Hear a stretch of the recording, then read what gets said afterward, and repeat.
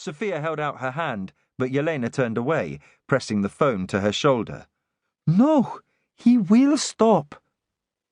He did, at that very moment, as if he could hear them. "We will change your number." Sophia rubbed Yelena's arm, forced herself to smile. "Tonight. I will deal with this, do not worry." She went down into the small white kitchen at the back of the house, put on the lights and the television, and ran the tap until the water came through properly cold, trying to act like everything was normal. Like last night's conversation had never happened. Hours later, she had been sure she could hear Yelena's muffled voice coming across the hall as she lay in the centre of the bed, trying to sleep, wishing Tomas was there next to her. She lit a cigarette from the gas and waited for the kettle to boil. Anthony was a small, timid man, but he was persistent, and she knew at some point she would need to act. Her eyes strayed to the knife block on the black melamine counter, 5 sturdy wooden handles, and 5 nicely weighted blades. It would not come to that, she reassured herself. The kettle rattled to the boil, and Sophia called up to Yelena as she poured water into the cafetiere, brewing the coffee strong, telling her they were going to be late if she didn't hurry. She refilled the kettle to make up the flasks and took the bag of ruined clothes out to the bin. There was frost in the air, spiked with chemicals from the industrial estate nearby, and her breath blossomed in front of her when she exhaled, the cold pricking her nose. Underfoot, the grass crinkled softly. It needed cutting, but that was Tomas's job, and neither of them knew how to work the temperamental lawnmower he'd bought from the car boot sale at the football ground. He said it was like a woman, required a strong hand, and Sophia told him Slovenian women were not like lawnmowers. They only needed one blade to get the job done. He laughed and kissed her, promised he would show her how it worked when he had a day off.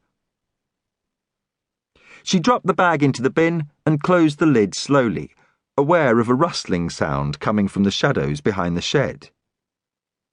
A cat sprang out and ran across the garden, a white blur, gone in an instant. Yelena was taking their packed lunches out of the fridge when Sophia went back inside, beans and pasta in tomato sauce Sophia had cooked at the weekend and bagged up in individual portions for speed. Sophia had learned how to live on very little, and even though they were earning well now, the habit stayed with her. The more they saved, the sooner they could stop working like this, always for other people's benefit, and so many pairs of hands skimming off the top. Yelena placed the Tupperware containers in her rucksack and tucked in their flasks, took one out again to double-check the lid. She was concentrating too hard, her bottom lip between her teeth. "You have spoken to him?" Sophia said. Yelena zipped the bag slowly. "I say I will not see him." "What did he say?" Her eyes were shining, huge and blue. She swallowed, but didn't reply.